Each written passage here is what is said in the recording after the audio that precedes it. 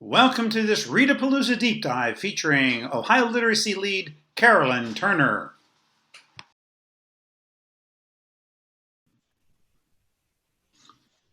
Hi everyone, I'm David Brobeck from Walsh University. It's my pleasure to introduce to you Carolyn Turner, who was one of our featured presenters at the Readapalooza in the middle of July, and she's here today for Readapalooza 2.0.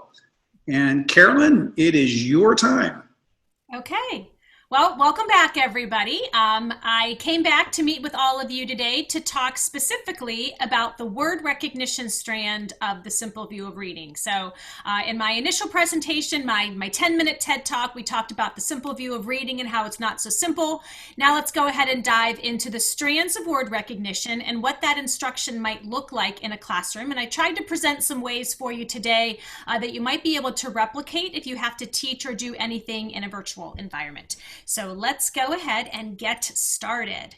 So again, thank you to Dave for putting this on. We certainly appreciate and are so happy to be able to present the science of reading now across the world to all of our friends. My name is Carolyn Turner. I'm an Ohio Literacy Lead. I work with the Ohio Department of Education to scale up scientifically based literacy practices across our state. So I've got my email there in case anybody ever needs to get in touch with me, answer questions. Feel free to put questions in the chat, and then we can also take a look at those at the end to, if I don't address something. As you are working through this presentation, I do have a tiny URL there that will take you to a live binder. So I don't know if Dave's working in the background, if maybe he can put that into the chat box for people to click on. But that tiny URL will take you to a live binder.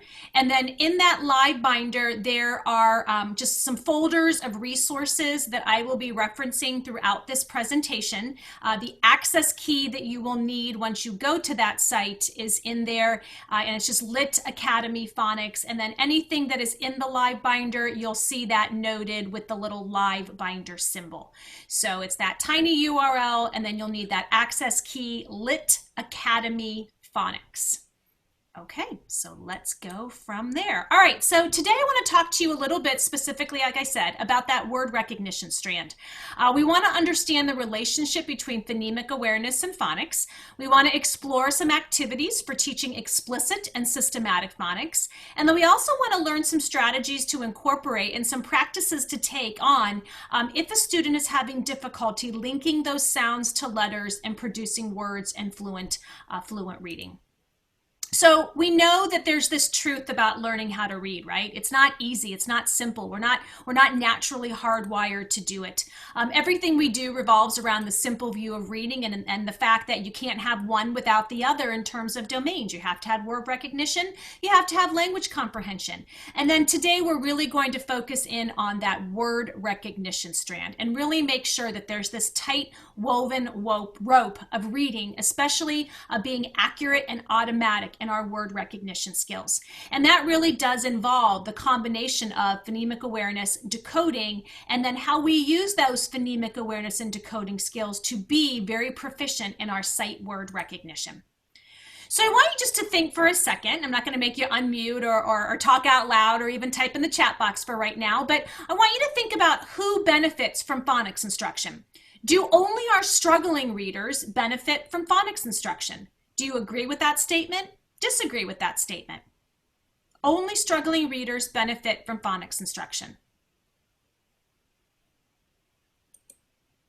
Well, that in fact is not true. Explicit teaching of alphabetic and decoding skills is helpful for all children. It's harmful for none, and it really is crucial for some.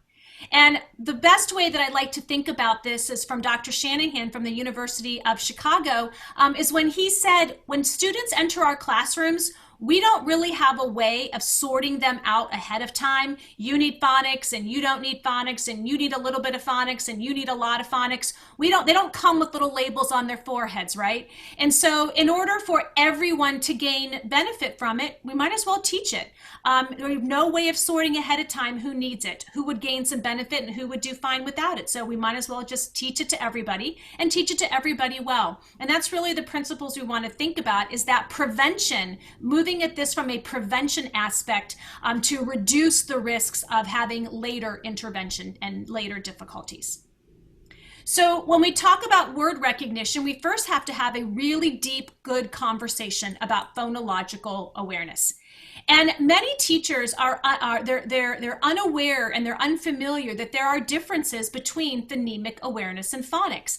Louisa Motes shares that with us all the time, that there's still this disconnect between what is phonemic awareness and what is phonics. Many of our textbooks confuse the two, or they lump the two together. But there is a difference. One involves speech and one involves print. And so let's dive into this a little bit. Phonological awareness is all about the spoken sounds. There's no print involved. So when I do phonological awareness activities, I'm really focusing on the spoken word, the spoken sound. When we talk about phonological awareness, this is that awareness of speech sounds. It's the ability to manipulate the sound structures and words, and it deals again with spoken language. So if we think about phonological awareness as this overarching umbrella, we can see that these are the big sounds in language. Words, syllables, onset, and rhyme would be considered that phonological awareness. So then think about, if you have good phonological awareness skills, does this put you in a position to become a good reader? And Dr. Kilpatrick says yes, that students with good phonological awareness are in a great position to become good readers. And this is all about preventing reading difficulties in young children. If we can build that basis of phonological awareness from birth to kindergarten age to school age, students will be in a great position to be good readers. So it's all about remediating and really preventing those risks that might occur. Now let's dig a little bit more into the terms. Now let's think about phonemic awareness. Phonemic awareness is now a subset of phonological awareness. Here's where we focus on the individual sounds and words that are called phonemes. And this might include segmenting, blending, and substituting phonemes. So when I say the word cat, we can segment the sounds in cat. K, a, t. I can give you the sounds k, a, t, and you can blend them together to make the word cat. I can also tell you to substitute some of the phonemes in the word cat. So when I say cat, k, a, t, now I want you to change the t to a p, and the word is cap. Now I want you to change the a to an and the word is cup. Okay, so we're substituting and manipulating the phonemes. So we have phonological, which are our big sounds, and then we have phonemic awareness, which are our small individual phonemes. Now it's important that we have to know our pho, right? Lots of pho words when we talk about reading instruction. And that phoneme is that smallest meaningful unit of sound in the spoken language. But they're linguistic units. They're not units of writing. They are the sounds that we are producing. So I want you to close your eyes for a minute. Don't look at my screen. And I want you to say the word bit and tap the sounds in bit. B, I, t. Now I want you to change the middle sound, the I, to an A and tap those sounds out. B, ate. What's that word? Bait. Good. Keep your eyes closed. And now I want you to change that middle sound A to the sound O. B-oat. What's that word? Boat. Keep them closed one more time. And now I want you to change that O to aw. And what's our new word? Bought. B-ought. All right, so now you can go ahead and open up your eyes.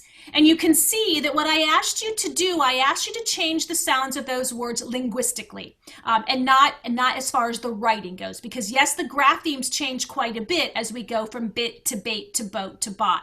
But we're really tuning into those sounds in the spoken language. And children who have a lack of phonemic awareness have a likelihood of failure to read. Marilyn Adams told us years ago that the lack of phonemic awareness is the most powerful determinant in the likelihood of failure to read. So as we're thinking about instruction and we're thinking about the phonological awareness progression, it does occur on a continuum. Okay, many students who struggle with reading have a deficit in phonological skills, but these are malleable skills. They can be developed with very intentional incorporation of phonological awareness lessons in the classroom. So as you're looking over your materials and you're thinking about your classroom instruction, think about where your instruction is on this continuum. Now, as we think about typical instruction, we also think we tend to sometimes stop our instruction at the blending and the segmenting level. However, we know from the research that Dr. Kilpatrick has conducted, along with Lene Airy, that word reading is dependent on that phonological awareness. Word reading is dependent on that automatic word decoding, on those advanced phonemic awareness skills. So where most of our instruction might end here at the basic phoneme awareness level, we really need to continue that to the advanced phonemic awareness. And yes, I'll be posting a copy of these slides to the some more at the end of this session today, Shelley. Okay, so let's think about phonemic awareness training then. Just type a few little notes there in the chat box. Who do you think really needs phonemic awareness training, especially some of those advanced levels of phonemic awareness? Who do you think needs this?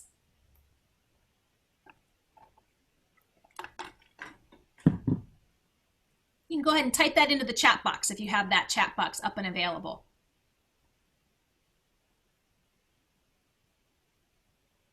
Yeah, and I'm seeing a common theme here, right? That all students should get that phonological awareness training through the end of second grade. After second grade, students who have not mastered these skills should get the training. So if you have a second grader, third grader, fifth grader, eighth grader who hasn't mastered those advanced phonemic awareness skills, there's no age to not get them, right? There's no age where a student is too old for phonemic awareness training. If they haven't been mastered, they need to get the training in it. All right, so let's tie this to decoding. So now again, know your foe. We have phonemic awareness, which is about the small sounds, the individual sounds in a language, but phonics is the understanding that there is a predictable relationship, and I stress predictable relationship between phonemes and graphemes, those letters that represent those sounds in written language. Now we want to stress predictable because English isn't crazy. English isn't kind of a psycholinguistic guessing game, as some people like to say it is. There are rules, there are patterns to our language. Now, are there some inconsistencies? Are there some rule breakers? Yes, but overall, our English language is pretty predictable. Well, let's think about how predictable. Take a minute, and you can type these into the chat box. What percentages you think belong in those three green boxes? Now, I am going to give you a little bit of a caveat. Don't try and do the math to make it work out to 100 because it won't exactly work out that way, the way I've designed it. But think about this. What percentage of English words do you think are totally irregular? Which percentage of words do you think can be encoded exactly as they sound? And what percentage have only one unpredictable letter pattern? Type in that string of percentages. What do you think here?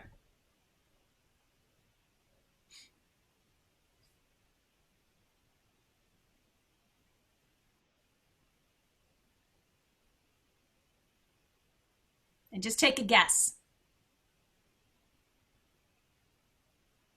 What if I tell you this, that only 4% of English words are totally irregular? 4% of all the words that are in the English language, only 4% follow completely no rhyme or reason. Okay?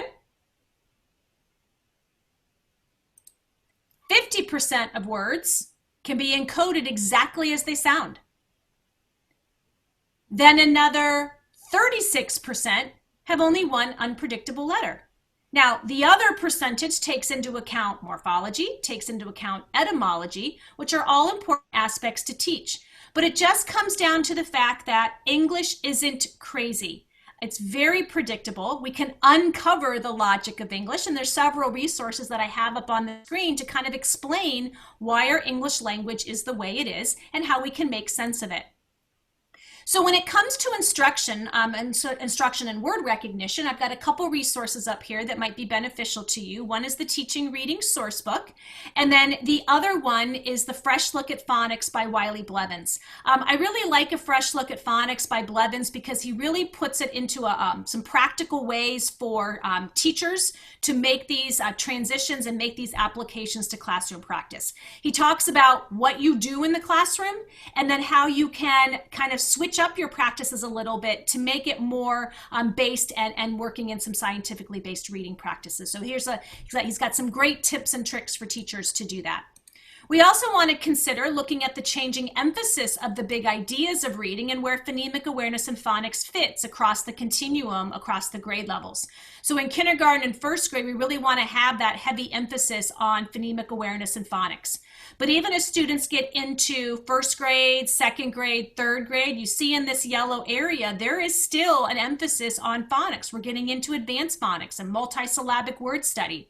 Fourth and fifth grade, while it's not the emphasis in those grade levels, those students, those adolescent readers still need that background in word study, in morphology, in syllabication. And across the grade levels, we want to get into those more advanced phonemic awareness skills. So what Wiley Blevins tells us in our phonics instruction is here's what we need to have. Here's kind of his recipe for success. You have to have phonological and phonemic awareness in a phonics lesson. Okay, so when we think about a 30 to 40-minute phonics lesson, those phonemic awareness activities need to be embedded in there. You need to operate off of a strong scope and sequence. You need to make sure you teach blending drills, okay? At first, we're working with sound by sound blending, then we can work on additive blending, and then we can move on from there as children get through Aries phases into more the consolidated phase, and they start to have that kind of that self-seeking, self-teaching hypothesis theory.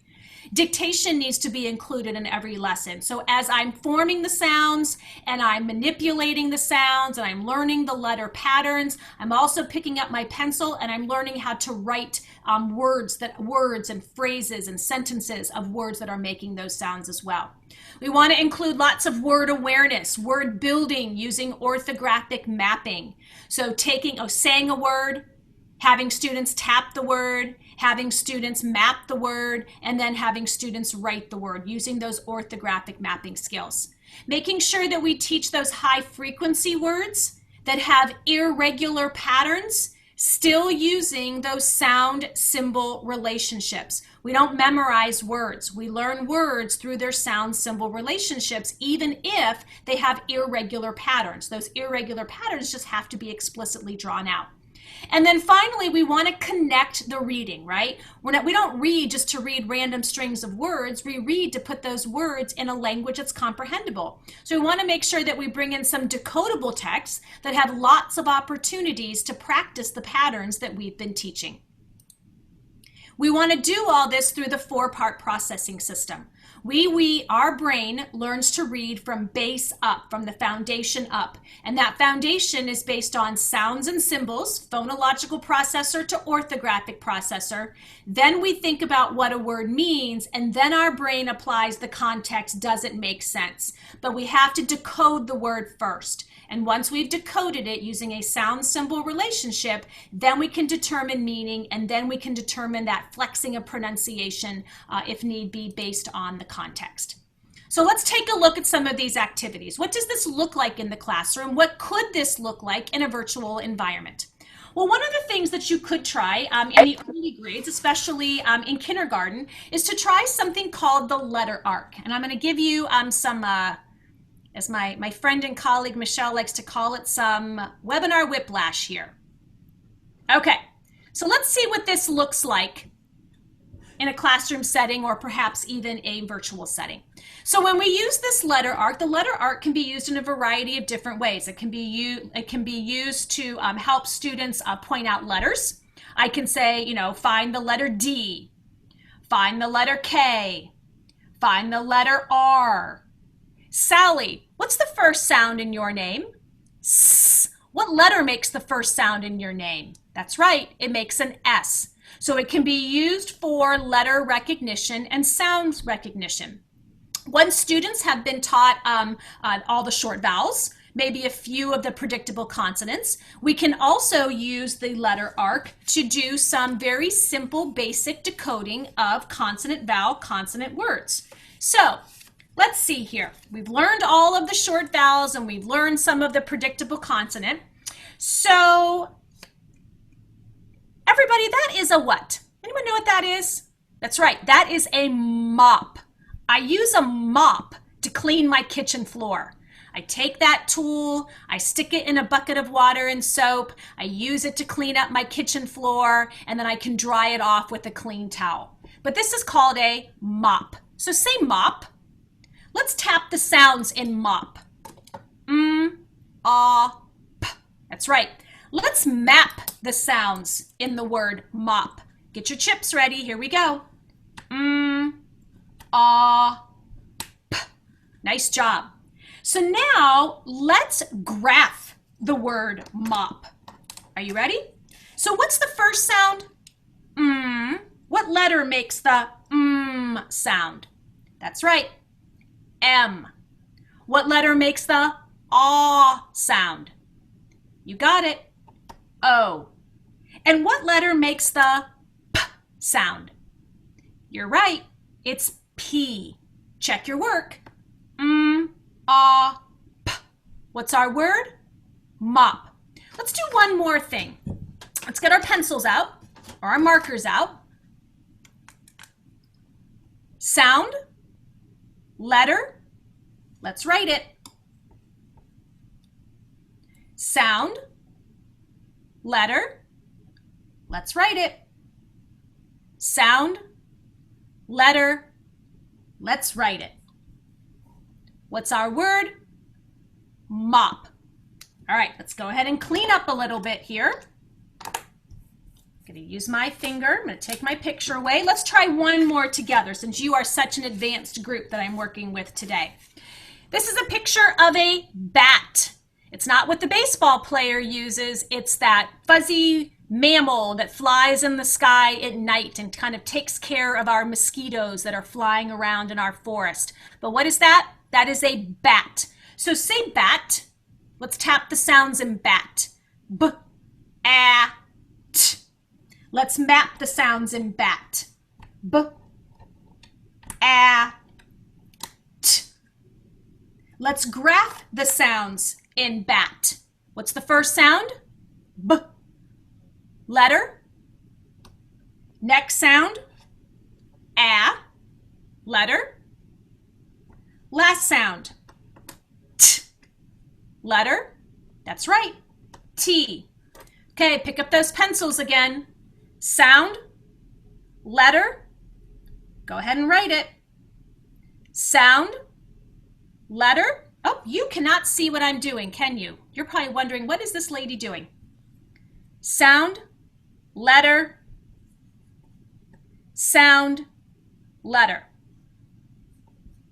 Okay, let's try one more. Since I'm not sure how much of that you caught, I must have clicked the button there. Let's do one more.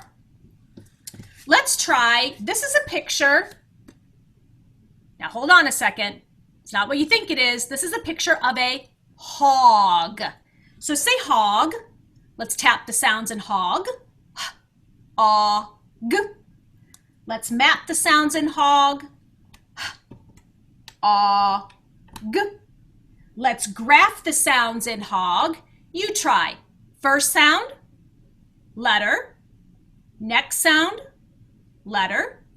Last sound, letter. Now check. Does yours match mine? Let's write that. Let's tap it. G. Let's blend it. Hog. All right, so that's the letter arc with some CVC words, but I'm also trying to bring in some vocabulary also and build that knowledge of words, showing a picture of the word as far as some scaffolding goes so that students have that kind of that picture in their minds of what that word is, and it allows them to keep those sounds stuck while they're trying to manipulate them. So what I was doing really was called Tap It, Map It, Graph It, Zap It. It comes from Judy Dodson's book, 50 Nifty Activities. It's a great book for all 5 components of reading. And in Tap It, Map It, Graph It, we're saying the word, we're tapping the sounds, we're mapping the graphemes that go with it. And then if we want to take that next step forward, we can also then go ahead and write the graphemes as well. So chip, chip, CH. Notice the CH is in one box because it makes one sound. What's our word? Chip. So that's tap it, map it, graph it. Now, I'm showing you some activities that are just kind of some random, random patterns of words. But when we think about how this fits in some instruction and how we teach students to recognize, to read, and spell patterns, we want to focus on words that make that same pattern in a lesson, okay? So I'm going to focus with you on the ow sound. And I'm going to do some examples with you that all focus on the ow sound. So today we are going to be learning how to read and spell some words that make the ow sound. Take a look at my mouth when I say ow. Now I want you to get out your mirrors and I want you to say the ow sound. It's the first sound in owl, like the bird at night that goes hoo, hoo. It's the first sound in owl. It's also the middle sound in round, round. So owl, round. Make that sound again, ow. Now, when I look and when I think about those words owl and the word round, there are different graphemes that are used to spell those words, okay? So we have ow, and we have O-W, ow, and we have O-O-U, ow, and we have O-W, ow. And so when we think about those two different ways to spell those patterns, you want to keep that in mind. Now, there are some things to think about when we are going to use those sounds. So let's think about when we are going to use the grapheme for ow. OU typically comes at the beginning or in the middle of a word for the ow sound. OW typically comes at the end of a word. Now, here's that rule breaker, okay? Here's sometimes we don't play by the rules. If there is an L, an N, an EL, or an ER that follows the ow sound at the end of a word, then you're going to use OW. So keep that rule in mind as we're spelling these words. Are you ready? So here's our first word. Oops. Our first word is going to be the word round. Say round.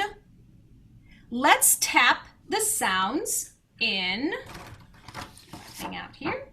Let's tap the sounds in round. R, ow, n, d. Let's map the sounds in round. R, ow, n, d. So now let's go ahead and let's map the sounds in round. Or graph the sounds. R, ow, n, d. Tap it. R, ow, n, d. What's our word? Our word is round. Okay, let's try another one.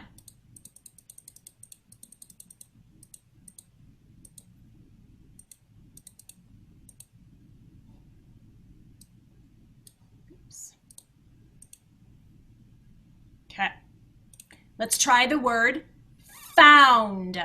Say found. F, ow, n, d. Let's map the sounds in found. F, ow, n, oops, d. Let's graph the sounds in found.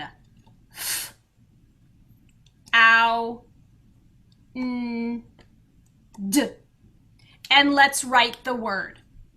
F, ow, n, d. Okay, nice job. Let's see what that looks like as we get that through there. Okay, let's try another one. Say owl. Let's let's tap the sounds in owl. Ow, ul. Now, where do I hear the ow sound? That's right. I hear the ow sound at the beginning of the word. But what's the next sound that I hear? You're right, I hear that ul sound. So if that ow sound is followed by the ul, what pattern of ow do I need to use? That's right, I'm going to be using the OW. So I'm going to tap it, ow, or I'm going to map it, ow, ul, and then I'm going to graph it, ow, ul. And now I can go ahead and write it, ow, ul, ow. So now let's go back and read the words that we've made. Round, found, owl. But I've specifically pointed out the patterns, and I have also drawn attention to the rule, okay, or the consistency that goes along with the pattern, which is super important for children to understand that. Okay, get this through here. There we go, and then down in the middle. Okay, all right, now you're going to do some work with me. So if you have some little small Post-it notes hanging around where you are sitting, go ahead and get those out. If you don't have Post-it notes, just grab some scraps of paper. And on those scraps of paper, you're going to make your own grapheme tiles. So go ahead and take a moment and make those grapheme tiles that are showing on my screen.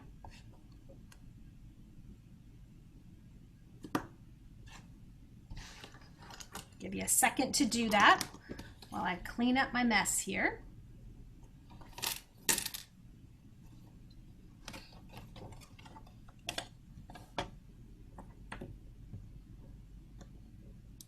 Okay, we're going to do some sound chaining. Okay, we're going to do some sound chaining through words. And when we make these words that we're going to make are going to lead to other words. But what's different with word chaining that might be happening with making words is that every time we make a word and we go from word to word, we're only going to be changing one sound in the word. So that's something to remember when we're doing these activities. Okay, we're going to be changing the sounds, but we're only changing one sound per word. Okay, so here we go. Here's your first word. Say dog. Okay, let's tap the sounds in dog. D, aw, g. Let's map the sounds in dog. All right, nice job. Let's put the graphemes up. Let's make the word dog. You ready? D, aw, g. Okay, now I want you to change one sound in dog to make the word log. What sound changed from dog to log? Someone can unmute and tell me. What sound changed from dog to log? The beginning, middle, or end? Beginning, middle, or ending sound?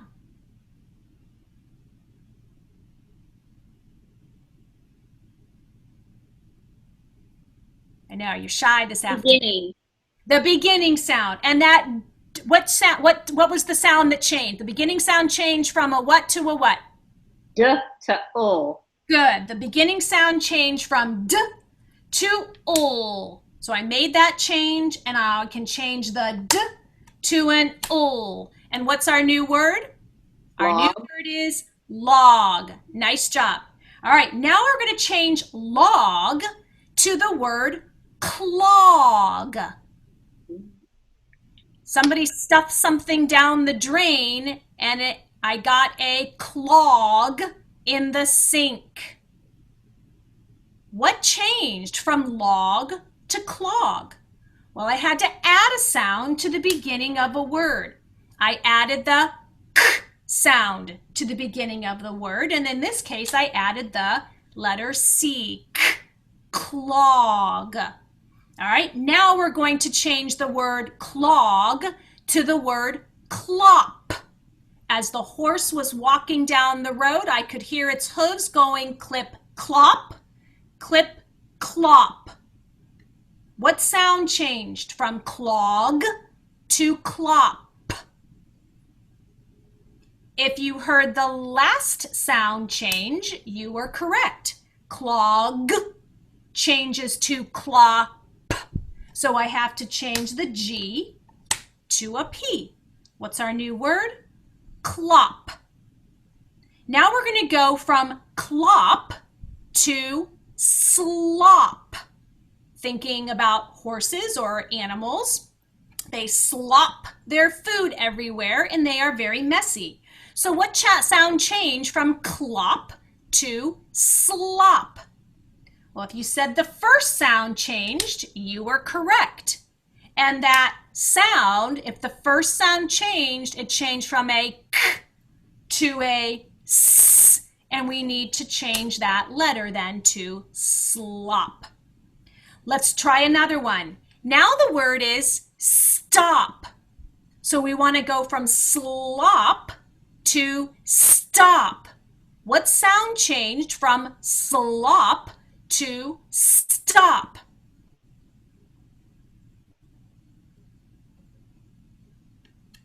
That's right. I needed to change the second in that blend. So instead of having the s-ol blend, I now have the s-t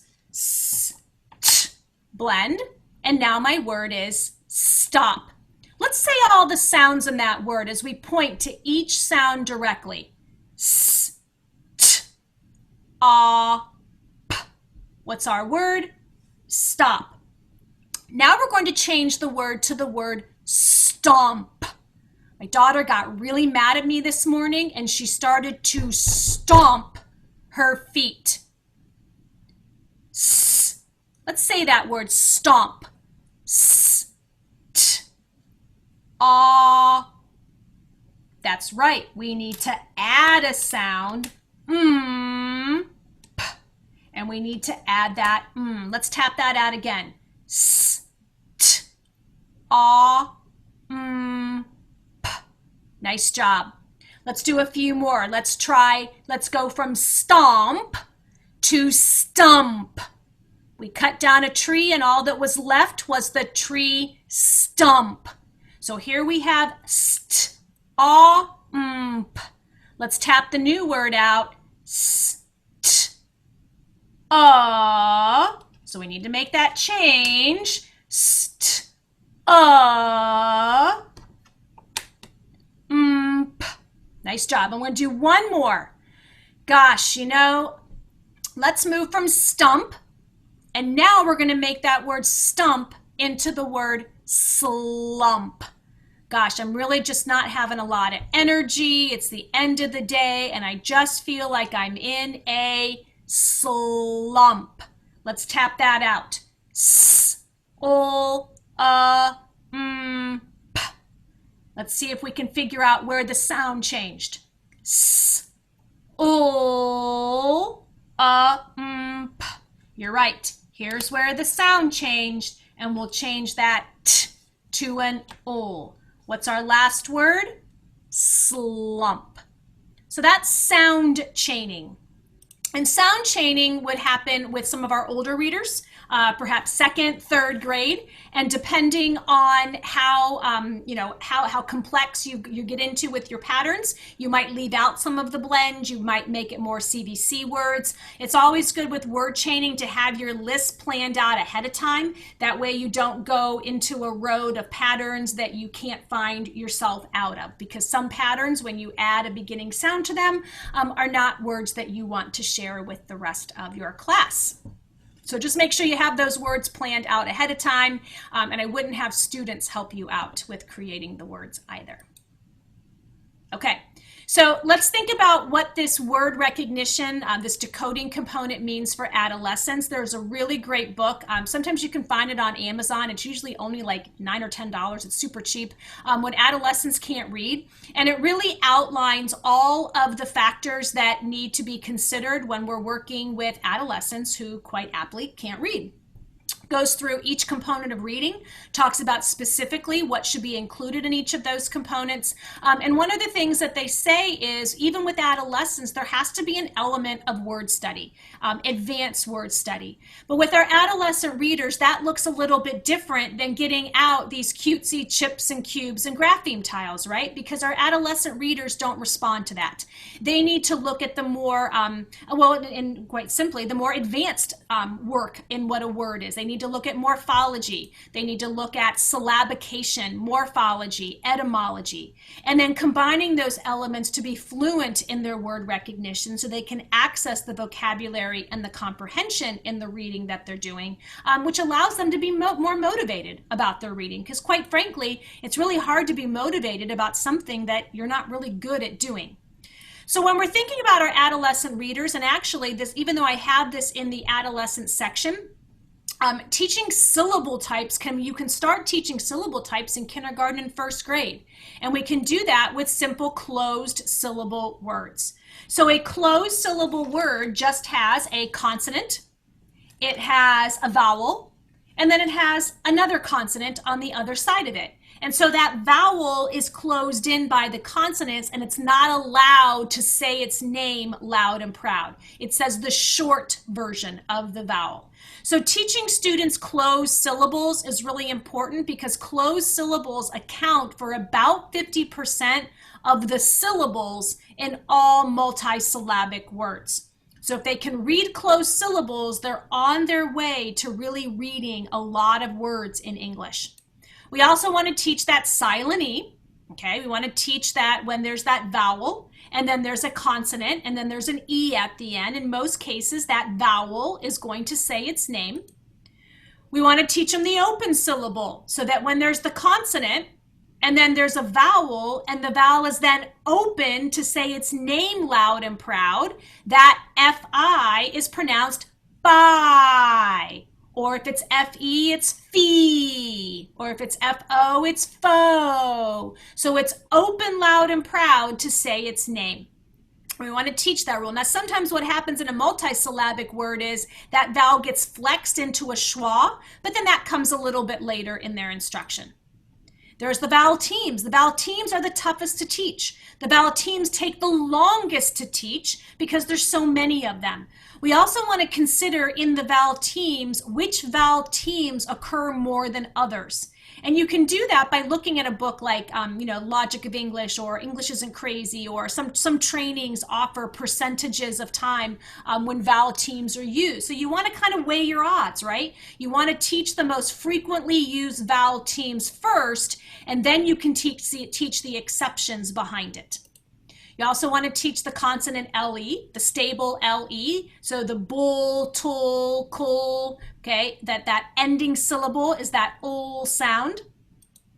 And then the vowel R's, the ER, IR, OR, UR, the ers, the R's, and the ors. And there again, look to see the percentage of time that certain vowel R's are used and teach those first. The more frequently occurring that happens, you want to teach those first and keep reviewing those more frequently, and then teach the exceptions that come along with it. But first and foremost, you want to start with those closed syllables, because closed syllables account for the higher percentage of syllables in multisyllabic words. There's lots of resources for advanced word study. 95% group has some awesome resources. These middle ones come from, I think, really great reading. All they are syllable tiles, and they can break up words and syllables. Quite honestly, though, if you take index cards and you laminate index cards, they work just as nicely as the syllable tiles. So just kind of a cheaper way to go through it. And then along with the multisyllabic word routine of 95% group, BrainSpring makes a syllabication guide as well. And different programs teach them just a slightly different way. Some are more multisensory than others. Some have different ways to scoop and to mark and to dot the vowels to locate those for the reading. But just some resources to help you teach syllabication.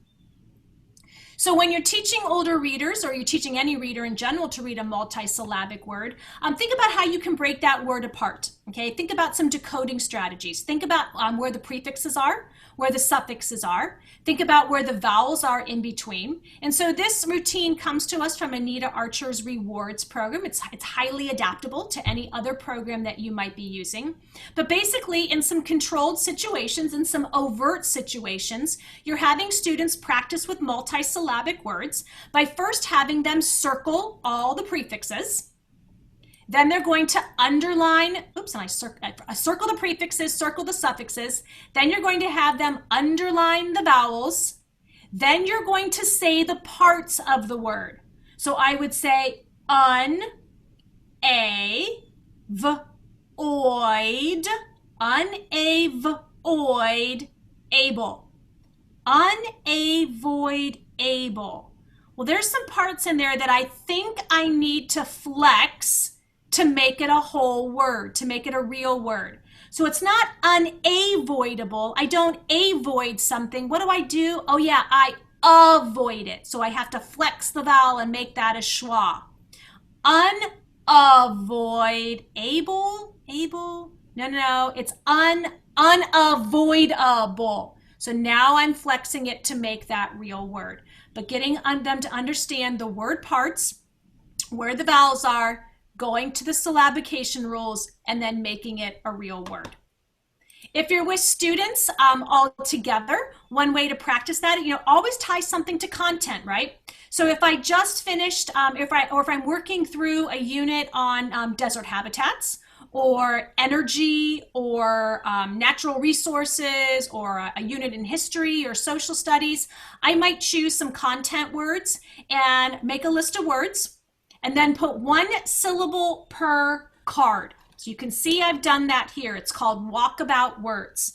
And in a classroom setting, you would have them you would have them walk around and find the match for each of their syllables.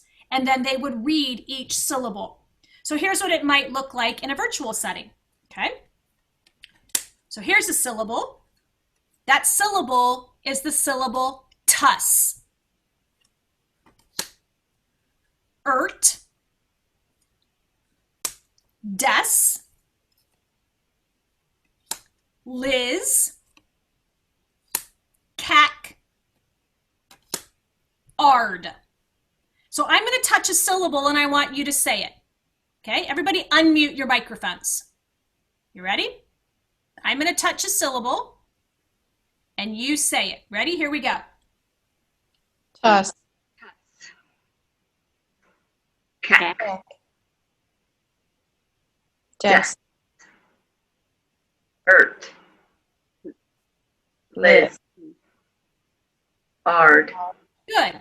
Now, can someone make a match where I take two syllables and I put them together to make a word? Lizard. I can put Liz and I can put ard together, lizard, but that slimy little thing running around in the desert isn't a lizard. What did you say it was? It's a Lizard.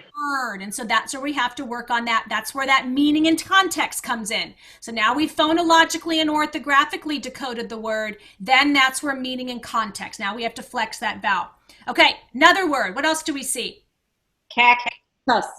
Very good. I've got cac, tuss, and what's our word? Cactus. Cactus. Yep, there you go. And then our last word.